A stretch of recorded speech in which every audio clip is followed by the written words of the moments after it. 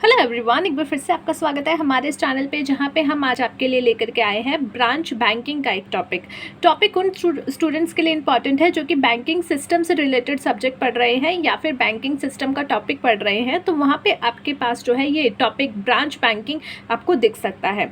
अगर ये सिलेबस में आपके कवर है तो वहाँ पे 5 मार्क्स का एक शॉर्ट नोट लिखने के लिए आ सकता है। फुल क्वेश्चन के आने के चांसेस कम है। अगर वेटेज के हिसाब से देखा जाए तो 5 to 6 मार्क्स का वेटेज इसका बनता है। तो चलिए ब्रांच बैंकिंग शुरू करते हैं। सबसे पहले ब्रांच बैंकिंग क्या होती है उसको समझने से पहले आप ये देख लीजिए कि जो हमारे इंडिया में पूरा इंफ्रास्ट्रक्चर है बैंकिंग का, that is example of branch banking. ये एक ब्रांच बैंकिंग है, तो आप जल्दी इससे कनेक्ट कर पाओगे। हमारे इंडिया में क्या होता है, जैसे हम एक सेंट्रल बैंक है एंड देन उसके अलावा काफ़ी सारे बैंक्स हैं जिनको जो है सेंट्रल बैंक क्या करता है, उनके कामकाज पे ध्यान रखता है, उनको देखता है कि वो गलत जो है काम ना करे।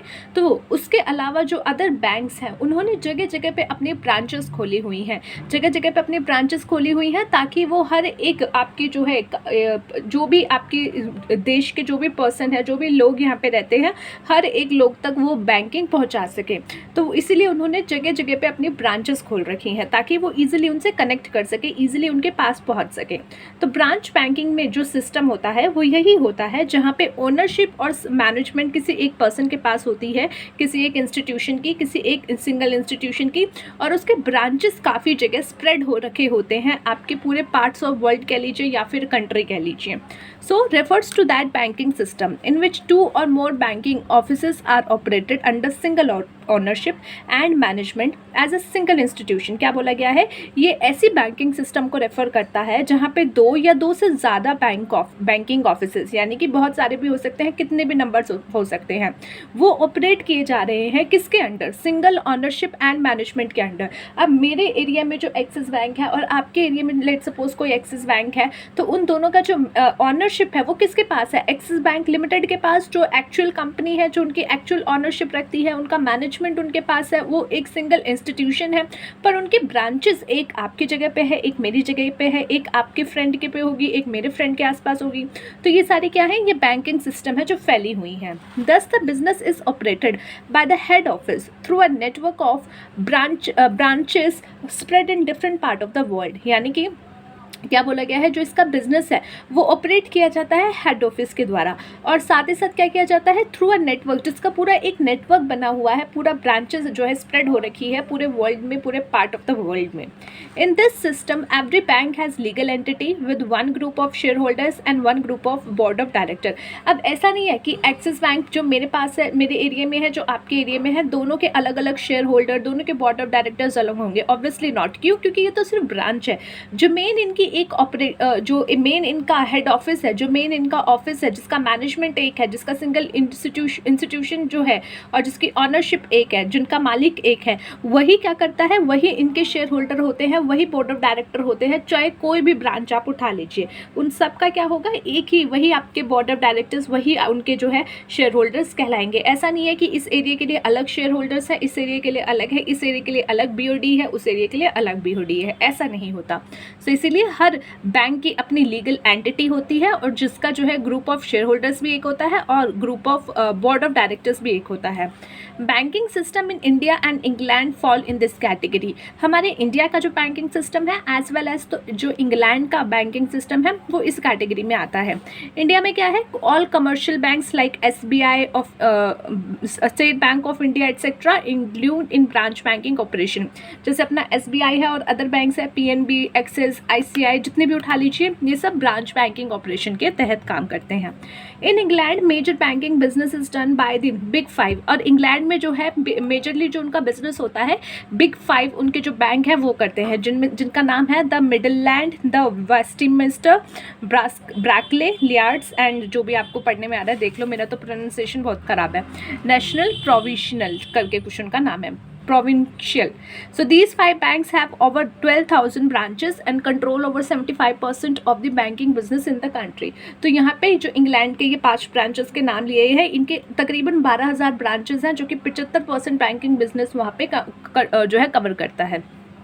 अब इसके एडवांटेज क्या है, ब्रांच बैंकिंग के एडवांटेज क्या है। लेट्स सपोज आपके जगह जगह पे ब्रांचेस ना खोली जाएं, तो क्या आप जाओगे इतनी दूर पैसा जमा कराने? आप सोचोगे यार मैं 20 किलोमीटर दूर जाऊं या इतने किलोमीटर दूर जाऊं, पैसा जमा कराऊं, फिर मुझे इंटरेस्ट मिलेगा, तो ये तो मेरे लिए पॉसिबल नहीं है। तो यहाँ पे क्या है कि जगह जगह पे ब्रांचेस खोल करके आपके पास इतनी सहूलियत कर दी गई है कि आपको हर अपने गली नुक्कड़ पे या फिर थोड़ा से दूर जा करके बैंक्स मिल जाएंगे। इससे क्या बेनिफिट हुआ कि जो पैसे आपके पास एज अ सेविंग आपके पड़े हुए हैं, जो पॉकेट में आपके पड़े हुए हैं, जो यूज़ नहीं हो रहे हैं, आप जाकर के बैंक में डिपॉजिट करा दोगे।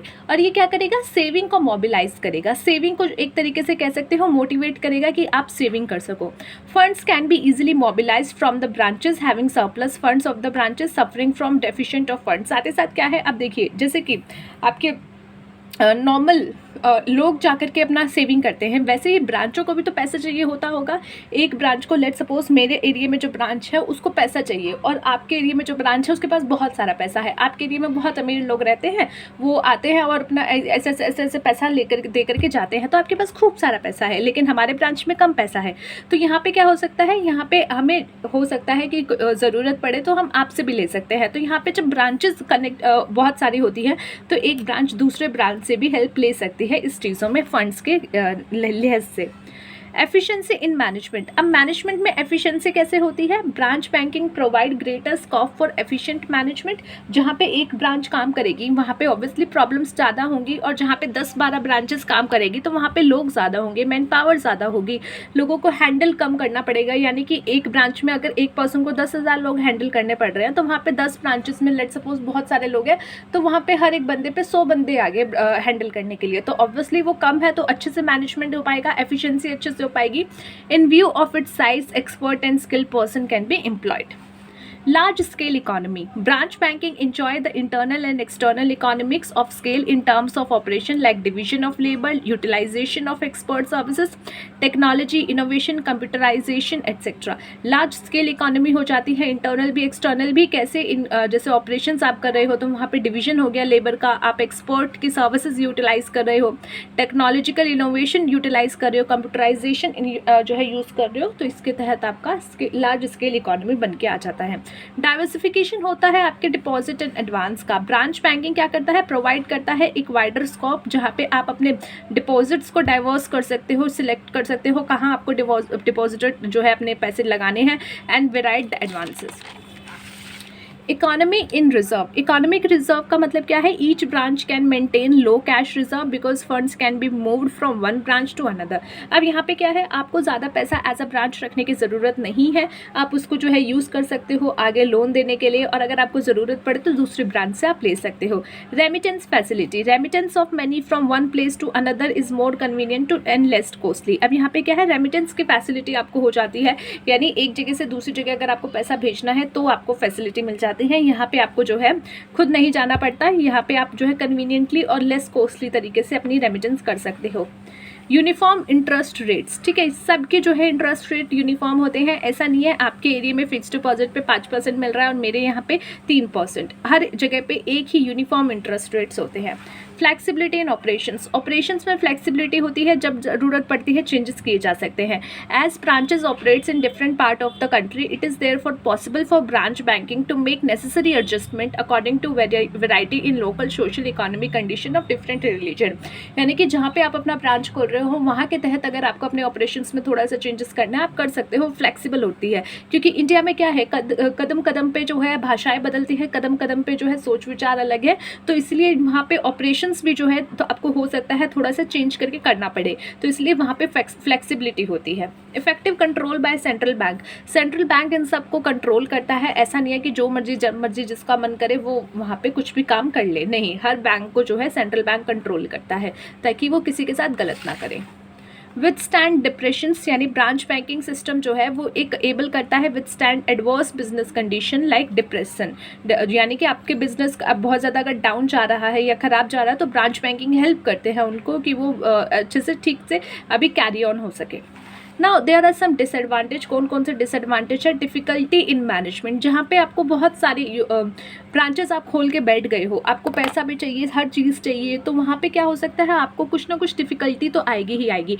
इफेक्टिवली आप कर लोगे लेकिन डिफ़िकल्टीज भी आएगी। इन view of its size of operation and spread of branches in different geographical area, effective management become difficult in branch banking. Undue expansion result in management incompetency, etc. Mismanagement, incompetency etcetera. Red tapism, यानी कि branch banking is blamed for red tapism and abnormal delays in the disposal of urgent matters, कि भैया अभी lunch time है, कल आना। तो यानी कि ये बोला गया है, रेड टैपिज्म हो जाता है कि भैया हमारा अभी हेड ऑफिस से जो है बात नहीं हो पा रही है, हेड ऑफिस से हमारा डिस्कशन नहीं हो पा रहा है, तो अभी हम ये काम नहीं करा सकते, क्योंकि इतनी सारी ब्रांचेज है तो एक ही ब्रांच को सारी जो है अथॉरिटी नहीं दी जा सकती, सारी चीज़ें उसके हाथ में नहीं दी जा सकती, तो इसीलिए जो है कनेक्शन करने में भी कभी कभार टाइम लग जाता है। कट थ्रू कंपटीशन, अब देखो मेरे एरिया में अगर सिर्फ एक्सिस बैंक का थोड़ी ना ब्रांच है, एसबीआई का भी है, इलाहाबाद इंडियन बैंक जो कन्वर्ट हो चुका है उसका भी है, ओबीसी, यूनियन बैंक, यानी जाने कितने बैंक है, सबका मेरे आसपास जो है ब्रांच होगा, तो उन सब के बीच में क्या हो जाता है, कट थ्रू कंपटीशन हो जाता है कि भैया छोटा सा एरिया है, उसमें ऑलमोस्ट हर बैंक के जो है ब्रांचेस आ गए हैं, तो अब उनमें एक कट थ्रू कंपटीशन होगा कि कौन किसको कितना लोन देगा, कैसे लोन वगैरह दिया जाएगा, किसके पास ज़्यादा डिपॉजिट्स आएंगे। Monopoly of power, branch banking creates some sort of monopoly power in a few hands which is determinal to the country। अब ये क्या है, monopoly of power बन जाता है कि कुछ हाथों में ही जो है पूरा ये सिस्टम आ गया है, monopoly power। फॉर एग्जाम्पल के तौर पे आपका इंग्लैंड में जो 5 बैंकिंग अभी हमने पढ़े, 5 बिग बैंक, वो 75% बैंकिंग बिजनेस जो है कंट्रोल करते हैं। वैसे ही इंडिया में जो पब्लिक सेंटर बैंक है, ऑलमोस्ट देखा जाए तो 80 to 90% का जो है बिजनेस वही बैंकिंग बिजनेस कंट्रोल करते हैं। तो ये कह सकते हैं कि एक जो है मोनोपोली आ गई है पावर में। अगर कोई बैंक यहाँ पे उठ गया तो मतलब ये समझो कि काफ़ी लोग उठ जाएंगे, तो ऐसे मोनोपोली बनना भी कभी कभार ख़राब हो जाता है। तो ये था गाइस आज का हमारा टॉपिक, जहाँ पे हमने डिस्कस किया ब्रांच बैंकिंग। मिलते हैं नेक्स्ट वीडियो में अगले टॉपिक के साथ, तब तक के लिए take care of yourself and take care of your health.